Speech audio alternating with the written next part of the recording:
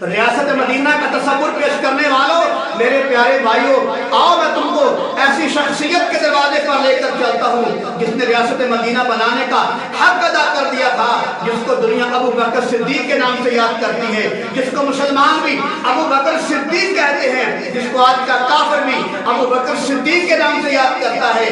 وہ لوگ دعوے نہیں کرتے تھے، عمل کر کے دکھاتے تھے۔ ان لوگوں نے ریاست مدینہ بنانے کے لیے قربانیاں پیش کی، اپنی جان قربان کر دی، اپنے جسم کے کپڑے قربان کر دیے، تن کے کپڑے قربان کر دیے۔ ریاست مدینہ بنانے کے لیے وہ دعوے نہیں کرتے تھے، وہ عمل کر کے دکھاتے تھے۔ وہ محبت کا دعویٰ نہیں کرتے تھے بلکہ عمل کر کے دکھاتے تھے۔ وہ پیار شفقت کا دعویٰ نہیں کرتے تھے بلکہ عمل کر کے دکھاتے تھے۔ وہ محبت کا دعویٰ نہیں کرتے تھے، وہ عمل کر کے دکھاتے تھے۔ وہ صلہ رحمی کا دعویٰ نہیں کرتے تھے بلکہ عمل کر کے دکھاتے تھے۔ راتوں کو اٹھ کر، تہجد کے وقت اٹھ کر بوڑھی عورتوں کی خدمت کیا کرتے تھے، کسی کو پانی لا کر دیتے تھے، کسی کے گھر میں جھاڑو مارتے تھے اور کسی کے برتن جا کر صاف کرتے تھے۔ یہ ہیں وہ لوگ جنہوں نے ریاست مدینہ بنانے کا حق ادا کر دیا تھا، اور یہ وہی ابو بکر صدیق ہے جس کے بارے میں کملی والے نے فرمایا، لوگوں میں نے سب کے حق ادا کر دیے ہیں، ابو بکر وہ واحد شخص ہے جس کا حق ادا نہیں کر سکا، اس کا حق کل قیامت کو میرا اللہ ادا کرے گا۔ یہی ابو بکر صدیق رضی اللہ تعالیٰ عنہ جب خلیفہ بنے تو اگلے دن اپنے کندھوں کے اوپر کپڑوں کا تھان رکھا اور بازار کی طرف جا رہے ہیں۔ راستے میں عمر بن خطاب سے ملاقات ہوئی۔ عمر بن خطاب نے پوچھا، حضرت صاحب کہاں جا رہے ہو؟ تو ابو بکر صدیق نے فرمایا، اے عمر میں بازار میں کپڑا بیچنے کے لیے جا رہا ہوں۔ تو عمر بن خطاب نے عرض کیا، حضرت صاحب آپ تو خلیفہ بن چکے ہو، آپ تو نبی کے نائب بن چکے ہو، آپ تو مسلمانوں کے خلیفہ بن چکے ہو، اب دو کام اکٹھے نہیں چلیں گے، یا تو خلافت کا کام چلے گا یا کپڑوں کی تجارت کا کام چلے گا۔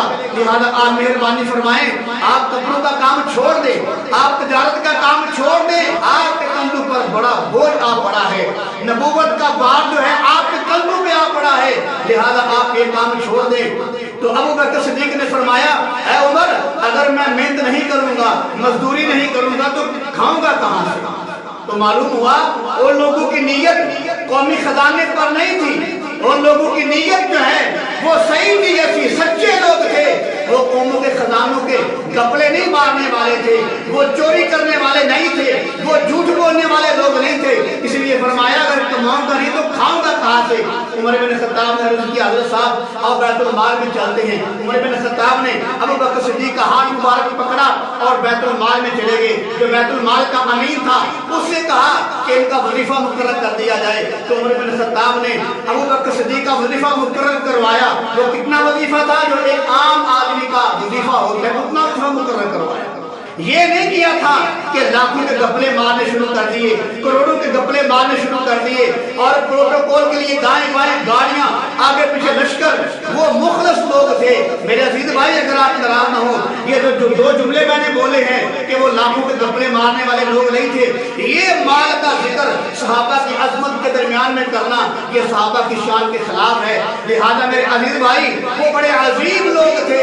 ابو بکر صدیق رضی اللہ تعالیٰ عنہ خلیفہ بننے سے پہلے اپنے محلے والوں کا یا اپنے ہمسائے والوں میں سے کسی کی بکری کا دودھ دھو کر ان کو دیا کرتے تھے۔